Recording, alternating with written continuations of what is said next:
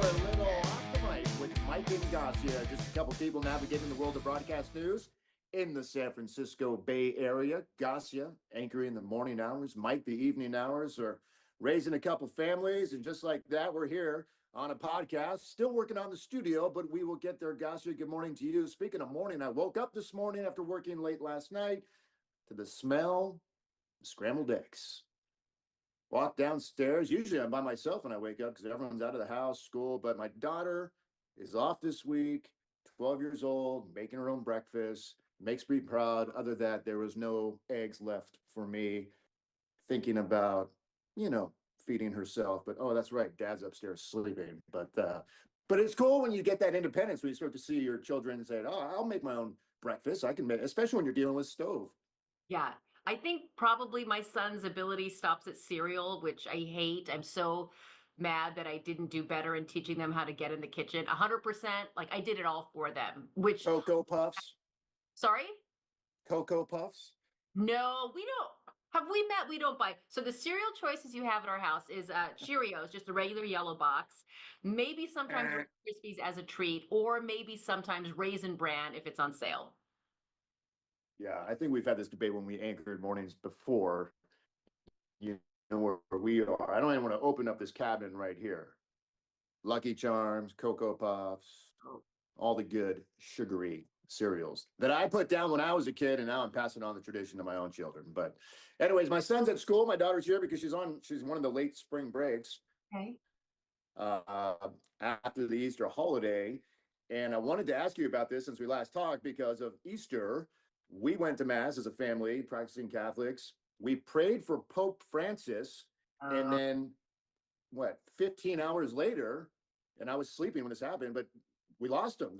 The Pope died early Monday morning, I guess time in Rome and here. So you worked Monday. You got to talk to me about how you found out. Was an alert on your phone, and how did your morning go from there? it was wild. Like you, we celebrated Easter on Sunday. I remember thinking like, I'm going to bed pretty late. I got to bed probably around 10 o'clock. And nothing really had happened then. And then when I woke up, maybe 5 or 6 hours later, the first thing I saw was an alert on my phone that the Pope had died. And that just it sets a whole series of events into motion. So it totally changed my morning. But more than that, it changed the morning for the people who are here in our newsroom. I think we got the news at around 12:35, so just after midnight.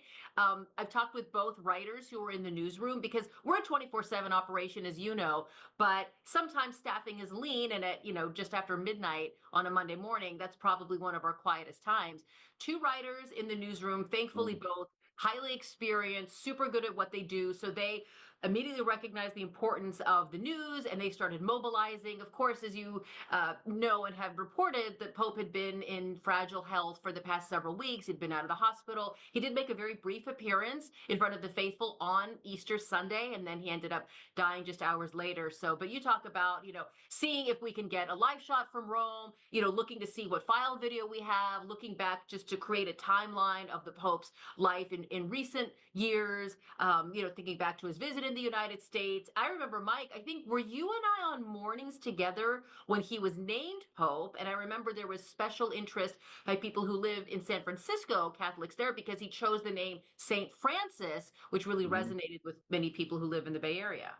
Yeah, I wasn't on mornings just yet. I was on the weekend, so I think I was anchoring the weekend mornings. But I remember that process quite clearly because Francis was selected, being the first pope from the Americas, a Jesuit, the first Jesuit to become pope, and as someone who went to a Jesuit high school, and my son is there now, that had special meaning, and as you said, Francis as well. And what's interesting about this process, albeit sad for all the Catholics and Christians around the world, is like this isn't, a lot of stories we cover, it's 2 3 days, even big stories, and then it's maybe what's the next biggest story. So it starts to fade away. When a pope dies, this is something that has what we call it, that has legs in the business. Like this is going to be a story for the next few weeks, high up in newscasts. In fact, 11 o'clock last night, we led with it because we were just an hour away from the Cardinals moving the late Pope into St. Peter's Basilica, where he is currently, I believe, lying in state for the next few days leading up to his funeral. So, and then after that, I believe there's 9 days of mourning, and then you have the conclave where all the cardinals come together. Not all get to vote, but that's the process of selecting the next pope. So, as a Catholic, I find it very interesting to cover the story, being in the business of broadcast news and seeing how it all comes together, especially the selection process to see where the Vatican will go from here, based on what Francis has done over the last, was it 12 or 13 years. So so I was saddened to hear it, but also, I know what you guys were going through at the time and going, okay, are they going to get a guest? Are they going to go to a church in the morning to get a parishioner? I mean, that's the thought process when you wake up to a story like that. Right, right. I remember, speaking of like you obviously have much more experience, learning about and living the Catholic faith. For me, I remember when Pope John Paul II died shortly after you and I both came to Channel 2 back in 2005. And Pope John Paul II had been Pope for so long for us. We were young people then. It was the first time we'd ever really experienced the death of one Pope, the selection of a new one. And I learned about the smoke that rises, and that's the signal to show that there's been an agreement. And it was very educational for me to have gone through that back in 2005. And so I feel like I know a little bit about what should be coming next. But, I've always said that whether or not you're Catholic, the Pope was a world leader, right? World leaders visited him. He spoke on matters affecting, everyone. So it's really, it's just so important whether you're Catholic or not. People always ask me, well, how do you know what's coming? And I'm like, well, we don't know what's coming, but for sure, the Pope being in fragile health, he was more on my radar, and I'm just kind of keeping a running tab of, how's the Pope doing? What's the president doing today? Okay, locally here, there's supposed to be that big protest in front of City Hall. You kind of have a list of top, 5 or 6 things you should have in your mind. So when you find out, oh wait, that protest has turned violent, or oh wait, the president's plane had to turn back, you don't want to say, oh well, where was he going again? It's kind of one of those things you keep top of mind. I'm sure the same is with you. I mean, just this morning, 20,000 people were in the square just to see him be brought into the Basilica. I mean, that's a lot of people just for that particular moment. It's not even his funeral. You mentioned Pope John Paul. Did you go to Candlestick Park in the 80s when he came Oh, out to visit? I was there. yeah. Yeah. What year was that? Were we? Oh God, I want to say it was like 1982 or three, Okay, no. because I remember getting up at like 3 in the morning, the family, and we all went to our parish in San Rafael,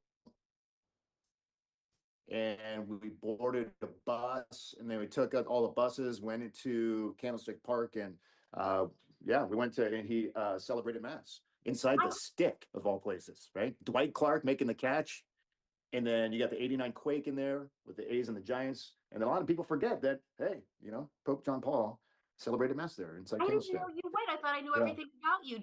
I mean, you were very young at that age. Do you remember, did it feel as important as, I'm sure if it were to happen to you today, it would have new meaning, but was it very heavy to you then? Not at all. No, I didn't want to get up early, and I didn't really want to go. But yeah, now I was disappointed I didn't embrace it a little bit more. But to this day, it's kind of a cool, fun fact to say, hey, I was there at Candlestick Park when that happened. But no, I was still too young to like kind of, and we were way far back. I think we were in upstairs, so it wasn't like some people were able to receive communion from the Pope. But anyways, it was a long time ago. The other thing when I was away, I wanted to bring up with you too was, since I was away on vacation, was the tragic story not far from our home of the the vehicle crash involving 6 teenage girls. As of last check, 4 who had died, 2 in serious condition, I believe. And that one hit home. And let me tell you how I found out about this, because when I went away, this is again being in broadcast news, I shut down that phone. Like those first 48 hours, I'm like, I'm not looking at anything, I'm not doing it, I'm just focused on my family and being at peace, which worked. It was great. We had a great time. I was away for 2 or 3 days and then came back early because my daughter had a softball game not far from where that crash occurred. Oh, And so I brought her up and we dropped her off for warm-ups, and then took a little walk in the neighborhood, and then came back, and a few of the parents, I could tell, were crying, like from the opposing team, because we were the visitors. yeah. And another parent from our team came up to me very emotional and crying. And I'm like, what is going on? What happened? What? She's like, well, you're in the business. Do you know anything else about the crash? I'm like, what are you talking? Like, I had no idea, and I felt kind of ridiculous a little bit saying I'm in the business. I'm like, I just got back, and that's how she told me the story of what happened on that Friday night at 7:30 in the evening. Yeah. And again, you were off for the weekend too, but that hit home for me too in multiple ways. You never want to see anyone lose their life, whether you're young or old. Um, but having teenagers, you have teenagers, I have teenagers, the same age as those girls who died, and it hurts, you know. And in high school, when I was growing up in high school, I can talk about this later, but I lost two good friends in a car crash. So I was going to ask you, just as a parent, when you come across a tragic story like this, and again, you weren't working at the time, but is it difficult for you to separate Yeah. mom and doing your job? Yeah. It's brutal. I wish I It is, could, it is you know. brutal. Yeah. I feel like I I've been working on it and I need to keep working on it because I'm not doing it right. Because this stuff, and I think about the crash in West Marin over the weekend. I think about the three teenagers who died in Piedmont here just before Thanksgiving. I think back to a story you and I both covered back in 2005 when there was another fatal crash in Marin County, a carload of teens. I think from what I remember had left a home. There had been some drinking involved. I think maybe an adult was present and there was a terrible car crash, and I think at least two teenagers died then. The difference is that in that 2005 crash that I just talked about that left two people dead, I mean I was 29. I felt a lot closer to the people who were in the car, the teenagers who died. Now that I'm a Mhm. parent and I have, you know, an almost 15-year-old and a 16-year-old, they're not driving, but you know, the ages of these kids are pretty much exactly what you and I have at home. And I think, you know, I think that could have been my kid. And you know what? A major change. I used to try to keep them protected from everything. They didn't have cell phones up until very recently. And they really only knew about the news what I would tell them. So we'd be sitting at the dinner table and I'd say, what was the news today? And I would pick like the happiest story we reported on, even if it was just like a 30-second, oh, there's a new, you know, a new basketball court in West Oakland, and you know. So, and I would just talk about that basketball court and they would think that was the big news of the day. Never mind all the terrible news that we covered throughout Mornings on Two together back then. These days, I am much more forthcoming in telling them, you know, there was a really sad story. It happened up in Marin County. It was a car with six very young teenagers, 14, 15, and 16-year-old girls inside. And for whatever reason, it ended up, you know, going off the road. It was a terrible crash, and four out of the six died. Two others are in very critical condition. And I'm telling them because they are going to find out from their friends at school regardless. And I want them to know that, especially when it comes to driving, there are risks that you cannot understand as a 14-year-old. Like my little 14-year-old, he thinks he can drive. In fact, he said, I drive a stick shift. He's like, I can drive this car if you let me. And I go, honey, you have Yeah. no idea. The mechanics of the car, that's like 5% of what we do on the road. The other 95% is like, hey, there's a cyclist. Watch out for that guy. Why is this lady on my bumper? The light is Mhm. turning. It's like, and it's like there can be lifelong consequences as a result of one bad decision or one split second of inattention. So I've kind of surprised myself with how forthcoming I've been about sharing these stories and to the details of, you know, back in that Piedmont story, it turns out that many of the children who died, I think the three, they did have some level of you know, illegal substance, you know, drugs in their body. So just kind of all these combining factors. But, you know, 5 years ago, they wouldn't have heard about any of this, but now they hear it from me. Yeah. I mean, it happens. It happens every year, and Mm. um, it's hard. You know, when I report on it or we're anchoring and you hit a commercial break, sometimes, especially I'm talking now as a parent, yeah, I got to take a break. Like I got to look down. I have to get up, walk around for 30 seconds and compose yourself. And it's just, and this one, you know, again, was close to where we live in our community. Um, you know, my son even has a bit of a connection to one of the survivors. And so the question has come up, you know, with, you know, and a lot of parents are saying, look, these girls are not even supposed to be in the car, right? So there's the law in the state that if you're 16, you can't be driving around other teens, you have to have an adult in the car. And I'm like, people are just gonna. I think kids are just gonna do it, And in this case, it's not like they're driving miles away. This is in their neighborhood. I'm sure they're not the only ones, right? And so we're having conversations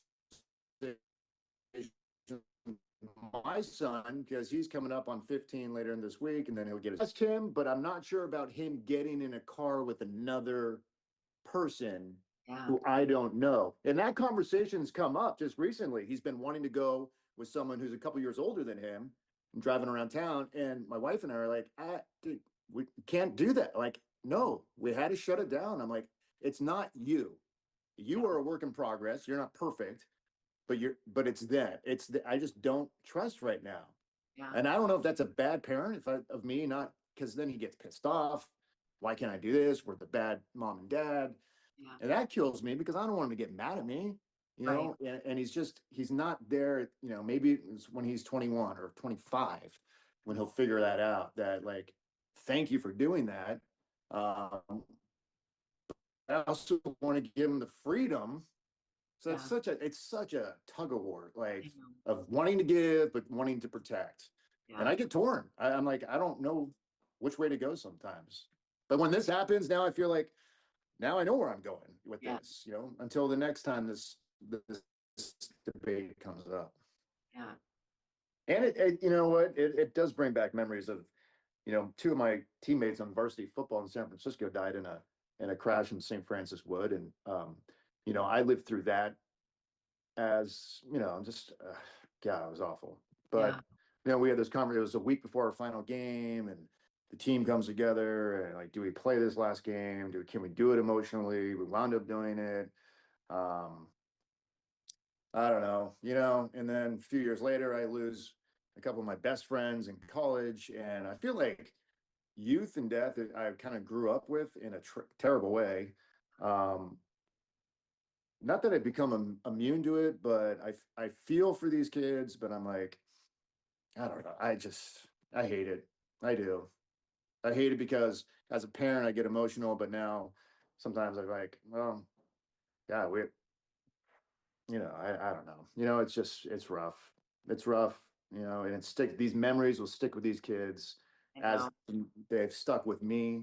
You think you shake them, but you just got to keep your head up. And as I try to do every day and live life, not losing the memories that I had of those guys, but grateful that, our lives cross paths, and, use that as a guiding light down the road. And I can only hope that this community is going to be able to do the same, and use their lives as a launching pad, and something for them, that, hey, we're going to do something for them. We're going to do this in honor of them, and just can't forget. You can't forget these young girls ever, so it's hard.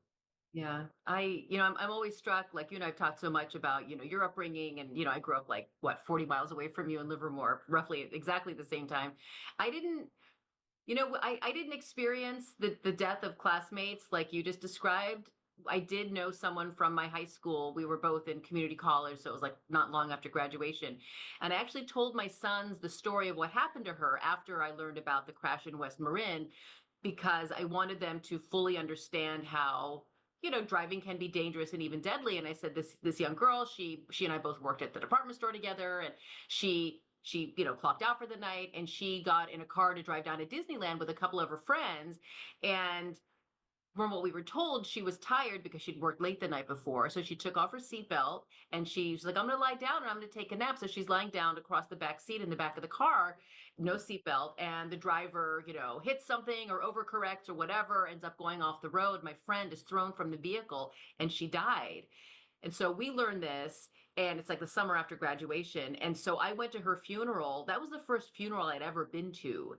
And it was Mm. brutal. To this day, I can remember, and I'm sure you had much the same experience. You have a very young life cut short very unexpectedly. Her family members and I'm getting goosebumps now. They were wailing with sorrow at the grief that they were experiencing. And I just remember being like, 17 and a half going, what is this? Because I'd never, knock on wood, I'd never really experienced grief that personally or that up close. And Yeah. I told my sons, I said, you guys, her parents will never it's been 30 years. Her parents, I'm sure, have still not gotten over it. I just want them, maybe I'm trying not to like be on the couch here and Dr. Mibach, but maybe I'm trying to scare them to get them to take it seriously because, at 15 and 16, they're like, we can do anything. We're invincible. We're young. We're strong. I just like, if there's anything I can do or say to prevent them or anyone else from getting hurt like that, I'll do it. Yeah, you gotta open up your book in life and talk about those experiences and hope that your words and your emotions, um, you know, take hold with them as they live these great years, and they are great years, right, of your life. I mean, your teenage years, you're becoming young men in your case, and young men and women in my house, and you want to celebrate that, like I said earlier. You want to celebrate it, but it's such a fine line to do it. Um, it's a very difficult job Yeah. being a parent to teens, Yeah. but it is so rewarding. I would never ever not want it. Yeah. And if anything, Gasia, I just cherish my time every day, every morning, even the Yeah. smell of eggs like today that woke me up. And just, Aw. how grateful I am to have them in my lives. And through certain stories, it just makes me a stronger father and hopefully a better father. And that we do guide them during this thing we call life. I know it's been a heavy pod this morning, but like our business, not every day is, Warriors parades and Giants on a good streak. It's there. We have heavy days, Yeah. and we bring it home with us, and we have heavy days at home too in our lives, and that's just what we do. Yeah. Well, let's pick things up. Do you have a birthday coming in your household soon? I feel like you do. I do. We have a 14 going 15, and we'll celebrate this weekend. I got to work. It's on Sunday, but I have to work. But we'll celebrate on Saturday. I think we'll take in a Gyros game, um, do something here at the home. So, Nice. we'll celebrate. Yeah. 15. I mean, 12 and 15. Here we go. Just keep rolling. It's And I fun. get younger, right? Yeah. I'll be 40. I'm going backwards in June. I'm going to go 48 to 47. Then I'll go 46. You really 50s knocking on the door? Wow. You want to hear something? Guess What? guess who just turned 50? Happy birthday. I know. That's a good way to end a pod. The big 50. Actually, you know what? That is like a pod in itself. We'll talk. Wow. Yeah. Yeah, I'm never supposed to ask, like, your age. I know we're similar age. I never Yeah. really asked. And being the Yeah. polite gentleman. Yeah. Wow. Real Yeah. quick, give me, how do you feel? How do you feel? You know what? I feel better than I did a few years ago. I actually had Awesome. I had my like little annual checkup, whatever, yesterday, and I told my doctor that, you know what, like I am embracing 50, and I realized that if there are any changes out there I've been trying to make, I better make them now because, like you said, it's not getting any easier. So I've made slight changes to, how much and what I'm eating. I'm upping my activity level, and like what you said about gratitude, I am taking in every. I'm like, oh my gosh, my boys are so healthy and strong that they can fight like animals on the living room floor over who gets to touch the remote control. I am fortunate to have such healthy, active, engaged sons. Like I'm looking at the world like, yes, of course, there's stuff I wish was different. Yes, of course, I wish I was, yeah, I want to be 35, but with the knowledge that I have at 50. That's not going to happen. So I'm grateful for it. And it's funny, like when my sons are like, oh, you're so old. I say, you know what? It's a privilege to get old. It's a privilege to be here at a brand new age 50. Like, Yeah. what would the alternative be? We don't want that. So, yeah, things are, Well, you I can't look wait. great. I know you feel great. And happy birthday. And we will talk a little bit more about this next time we get together because it is a big deal. And I think it's, yeah, I'm not going to talk about you turning 50 for just 2 minutes. That deserves a whole episode. Gasia, like I said, keep charging life, right? You're doing great. And I look forward to seeing you next week. As my good friend would often sing, once in a while you get shown the light and the strangest of places if you look at it right. See you around.